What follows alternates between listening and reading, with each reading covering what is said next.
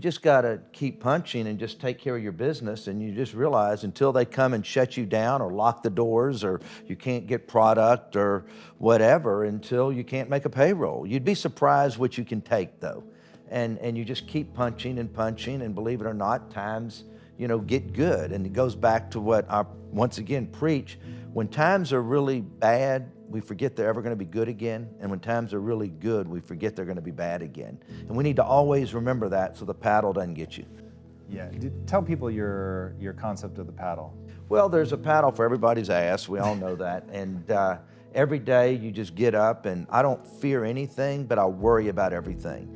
And the day you stop worrying in good times, the paddle will get you behind. And so as great as things are in life, I know you're only a few steps or a few incidents away from something bad happening. You can never forget it.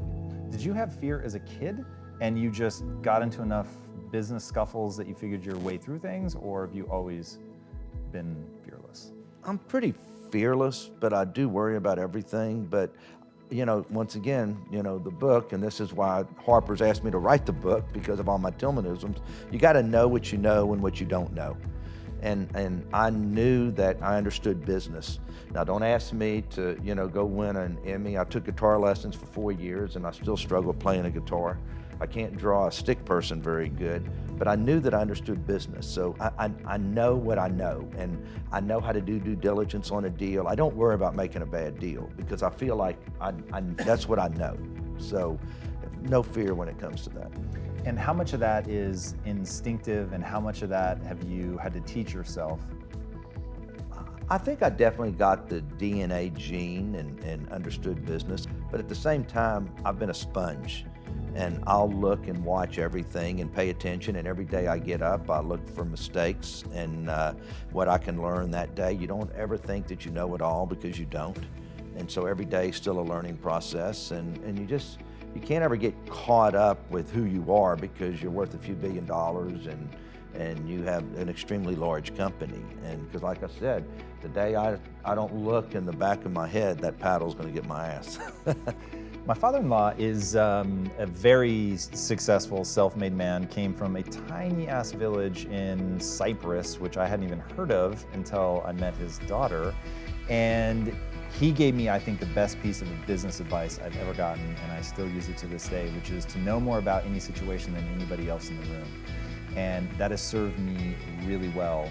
I'm guessing, given your reputation and how people say you can spot a light bulb out at 40,000 feet and all the things that people say about you, that you tend to know more about any deal, anything going on in your company than anybody else. I want to know how. How do you master it to that level? Well, I mean, I can't get into some details that people know that I don't know, but if you walk into my office for a meeting, I don't care what department you're in, I will pick apart whatever you have. And you better know your numbers when you walk in there with a spreadsheet, or you better have your ads right if you're the marketing person walking in. But you also, you know if people know what they're doing. But it's my job to make sure and bring everybody up to another level. And I think that's probably one of the greatest compliments I've ever gotten, is that I'll take somebody good and make them better. Is that a conscious process for you? Like, what are you doing? Is it just kicking people in the ass, inspiring them, leading by example? All the above. I think I do.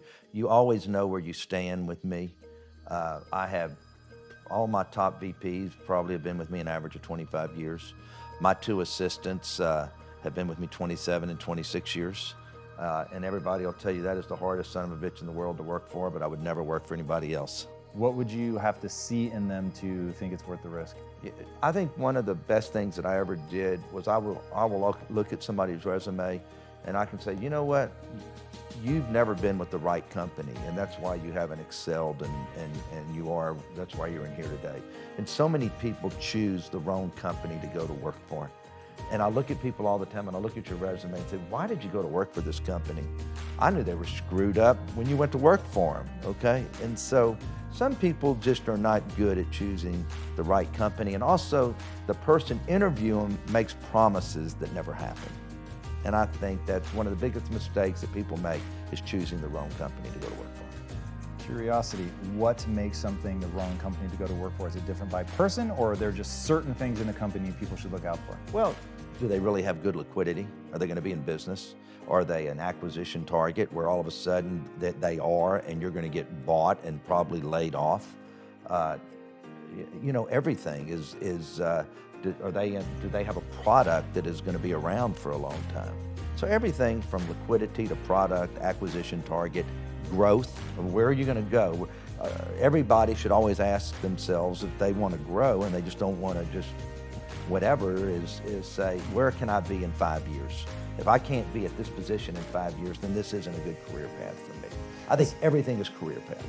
I'd love to talk about that. So your career path is crazy and awe-inspiring. So how much of that was mapped out? Like when you had that single restaurant in Texas, how big were you dreaming? Were you already thinking aquariums? Like how much of this is you're just going and you're taking a deal as it comes? How much of it is you discovered as you went? Let's do it another way. Let's go back to 10 years old. I walked around with my business, my briefcase, full of business. There was no business in it, but I wanted to be a business guy, but you really didn't know what it was. By junior high, I was buying candy and reselling it at school. By high school, I was already trading on the stock market. So let's take these one at a time. So the candy sales.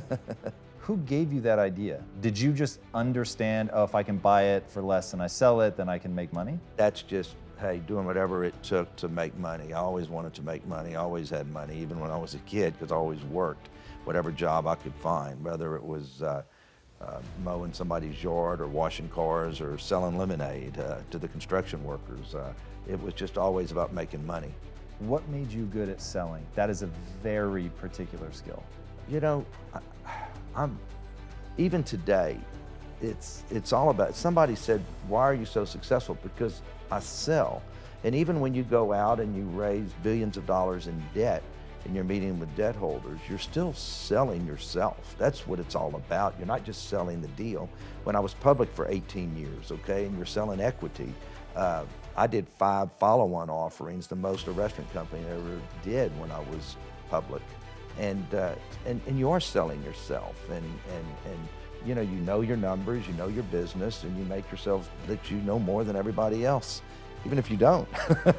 So to dig beyond the sort of mythology of just the kid carrying the briefcase and, oh, this comes naturally, at some point this becomes somewhat systematic.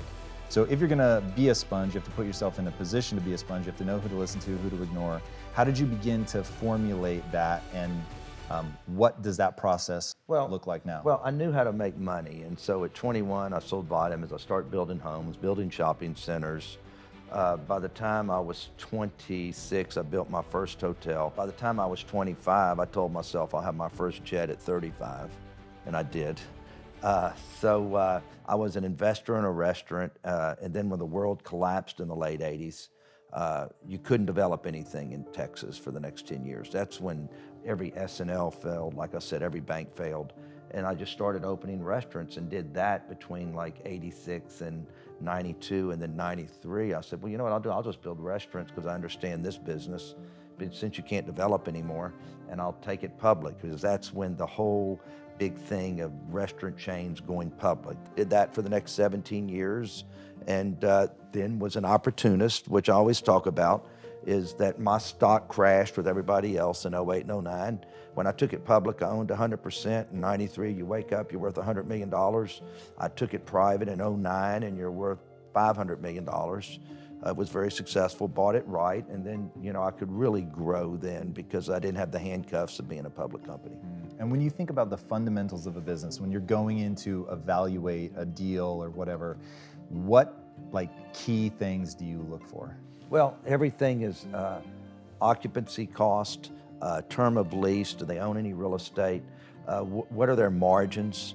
I'm not real smart, but I know how to do that. Okay, I can analyze the numbers of any business and tell you what your margin should be or whatever, because my production cost is this, I have this many subscribers, you should be doing this or that, and I don't care what the business is. So that's what I know how to do. And so if I try to make the right deal and I do heavy due diligence, and then hopefully you can continue to grow your net worth. And if somebody wanted to get good at what you're good at, what would you recommend they do? You know, I think you know if you know business or not. And people ask me, should I go get my MBA? And you know what I usually tell them? You know if you need to go get your MBA. If you don't have it inside of you and you understand economics and finance and operations and business, then you need to go get it.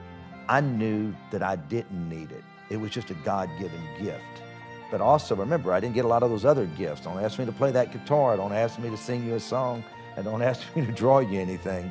But you've got to know your God-given gifts. And everybody has it. Everybody in this room has it right here. So do what you know was your God-given gift and find a way to use that as your path. So when you think about somebody stepping into a career and building something, obviously there's an element of, okay, you need to figure out what you're good at, what you're not good at. Do you believe that people can improve the things that they're not good at? Should they just entirely not think about that and partner with people that have a different skill set? You've said do not partner with somebody that has the same skill set. You read the book. You read the book. Of course.